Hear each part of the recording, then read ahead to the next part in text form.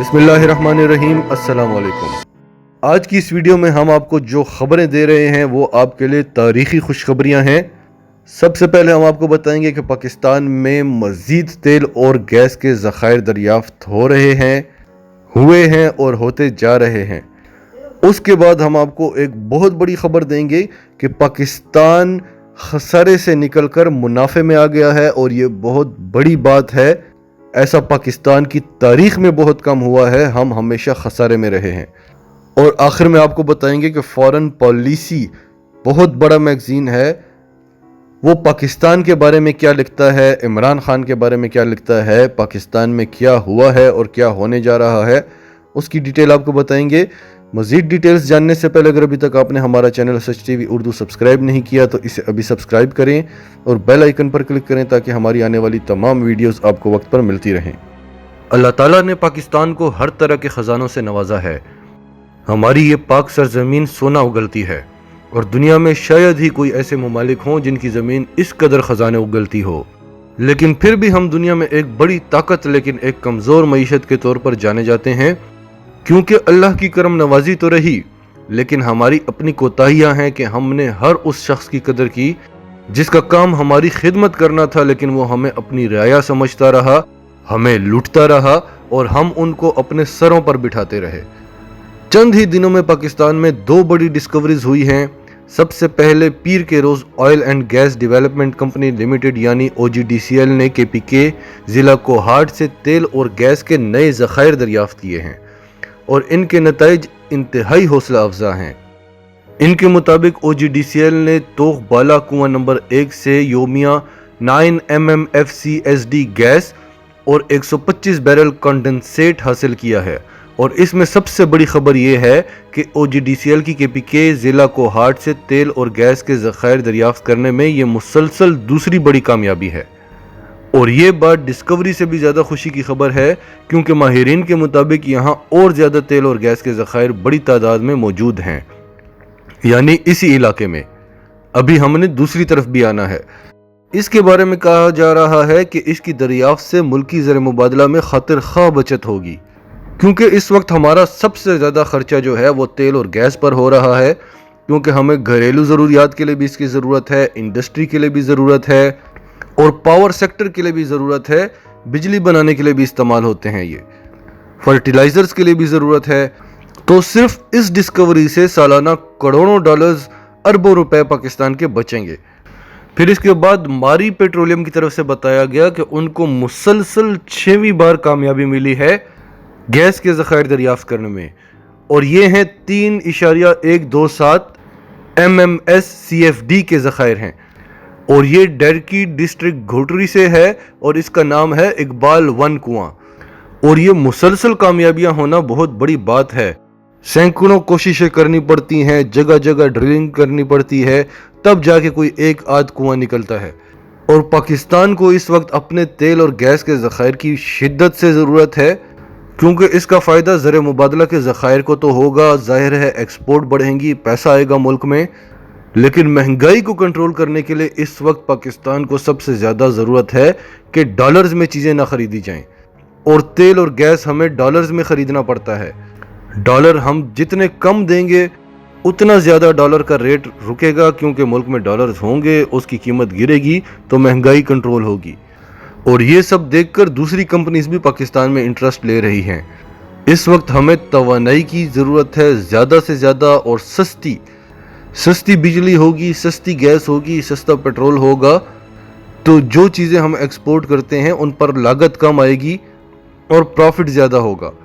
اور ابھی ہمیں فیوچر میں اور توانائی کی ضرورت پڑنے والی ہے، کیونکہ ہم نے صنعتی زونز لگائے ہیں سی پیک کے، اس میں بہت زیادہ انڈسٹری بن رہی ہے، تو اس انڈسٹری کو چلانے کے لیے توانائی کی ضرورت ہوگی۔ اس کے بعد ترکی کے سفیر نے ملاقات کی ہے وزیر توانائی سے، اور اس خواہش کا اظہار کیا ہے کہ ترکی پاکستان کے انرجی سیکٹر میں شامل ہونا چاہتا ہے، اور وہ بھی رینیویبل انرجی میں، کیونکہ پاکستان بھی یہ چاہتا ہے کہ رینیویبل انرجی کو زیادہ سے زیادہ بڑھایا جائے، اور جہاں فاسل فیولز استعمال ہوتے ہیں یعنی تیل یا گیس کی ضرورت پڑتی ہے بجلی بنانے کے، ان طریقوں کو کم سے کم سطح پر لایا جائے۔ تو ترکی کی طرف سے بہت بڑی انویسٹمنٹ आने का इम्कान है और तुर्की की एनर्जी सेक्टर में काफ़ी ज़्यादा एक्सपर्टीज़ भी हैं। इसके अलावा 10 बड़ी चीन की कंपनियां हैं। चीन जो दुनिया की बड़ी मईशत है, उसकी 10 बड़ी कंपनियों के एक वफ्द से वज़ीर आज़म इमरान खान ने मुलाकात की है और उनसे कहा है कि वो अपने इलाकाई दफातर पाकिस्तान में खोलें। इमरान खान ने उनका खैर मकदम किया और इस ख्वाहिश का इजहार किया कि हम चीन के साथ अपने तिजारती ताल्लुकात नेक्स्ट लेवल पर लेकर जाना चाहते हैं और पाकिस्तान में क्या क्या मौक़े हैं उनसे उनको इन्फॉर्म किया। और ये चीन की 10 बड़ी कंपनियां हैं जो मुख्तलिफ शोबों से ताल्लुक़ रखती हैं। तो चीनी कंपनियों ने $5 अरब की इन्वेस्टमेंट का ऐलान किया है पाकिस्तान में। और ये सी पैक के अलावा हैं, ये प्राइवेट कंपनियां हैं जो खुद इन्वेस्ट करना चाहती हैं और $5 अरब की इन्वेस्टमेंट का बोला है। अब आते हैं पाकिस्तान की मईशत पर। पाकिस्तान की इकोनॉमी के हवाले से जो सिग्नल्स आ रहे थे, जो इशारे आ रहे थे, अब वो सच साबित होते हुए नज़र आ रहे हैं और एक बहुत बड़ा टर्न अराउंड नज़र आ रहा है पाकिस्तान की मईशत में। इमरान खान ने इस हवाले से ट्वीट भी किया है और इस तरह हमारी तारीख में बहुत ही कम हुआ है कि हमने सरप्लस देखा हो। हमारे खर्चे हमेशा ज़्यादा रहे हैं और आमदन हमेशा कम रही है, इसलिए हम हमेशा खसारे में रहे हैं। इमरान खान ने अपने ट्वीट में कहा है कि माशाल्लाह पाकिस्तान की इकानमी अब सही रास्ते पर है।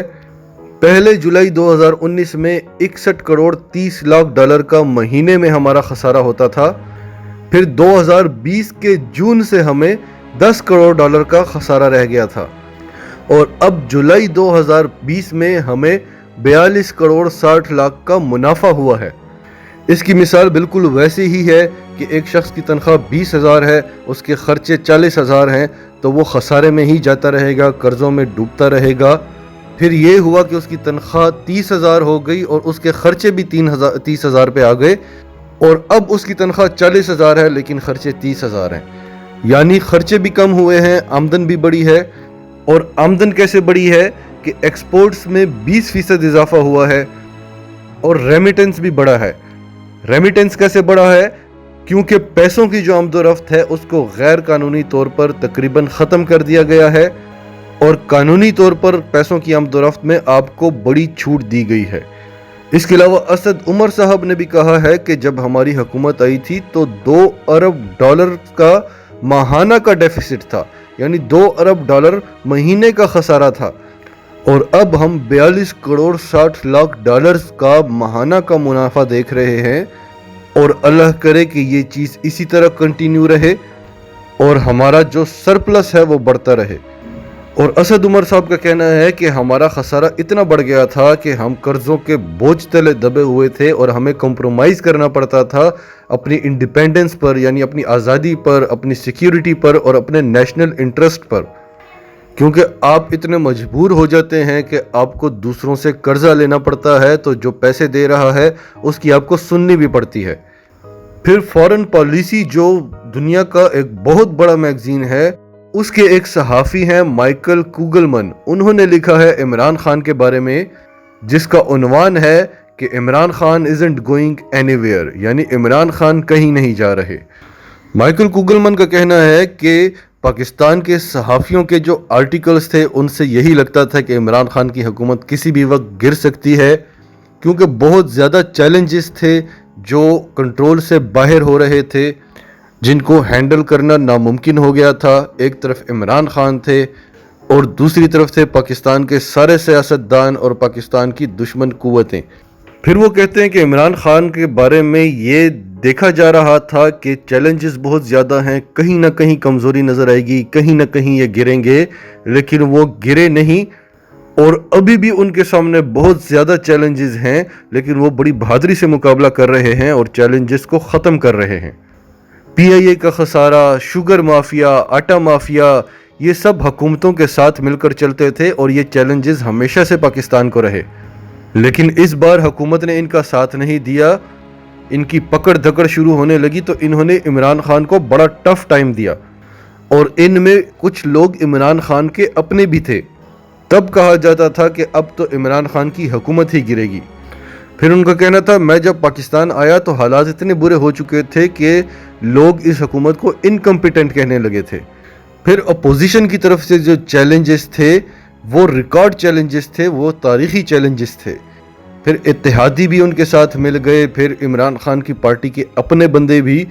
تو ان کا کہنا تھا کہ ہم یہ نہیں کہہ رہے کہ عمران خان کے لیے چیلنجز ختم ہو گئے ہیں، لیکن جو شخص اتنے زیادہ چیلنجز سے نکل سکتا ہے وہ باقی چیلنجز سے بھی نکل جائے گا۔ اور آخر میں ان کا یہ کہنا تھا کہ پہلی بار پاکستان کی حکومت اور پاکستان کی فوج ایک پیج پر نظر آتی ہے۔ جیسا کہ ہم سب جانتے ہیں کہ افواج پاکستان نے ہمیشہ صرف اور صرف نیشنل انٹرسٹ کی بات کی ہے، اور آج تک کوئی حکومت ایسی ملی نہیں جو صرف اور صرف پاکستان کا سوچے۔ اس لیے پاکستانی افواج اور پاکستانی حکومتیں ایک پیج پر 5 سال تک نہیں رہ سکیں، اور اتنے مشکل حالات میں، اتنے زیادہ چیلنجز میں جب ایک بندہ ملک کو خسارے سے نکال کر پروفٹ میں لا سکتا ہے تو وہ آگے جا کر کیا کچھ کر سکتا ہے۔ اس سب سے یہی نظر آتا ہے کہ جو کچھ بھی ہو جائے عمران خان اپنے وعدے پورے کر کے چھوڑیں گے۔ ناظرین، آپ کا اس سب کے بارے میں کیا کہنا ہے؟ کمنٹس میں اپنی رائے کا اظہار کریں، اور اگر آپ ہمارے چینل پر نئے ہیں تو ابھی سچ ٹی وی اردو کو سبسکرائب کریں، سچ ٹی وی اردو فیملی کا حصہ بنیں، اور ہماری ویڈیوز اگر آپ کو پسند آئیں تو انہیں لائک کریں، شیئر کریں، تاکہ زیادہ سے زیادہ پاکستانیوں تک یہ میسیجز پہنچتے رہیں۔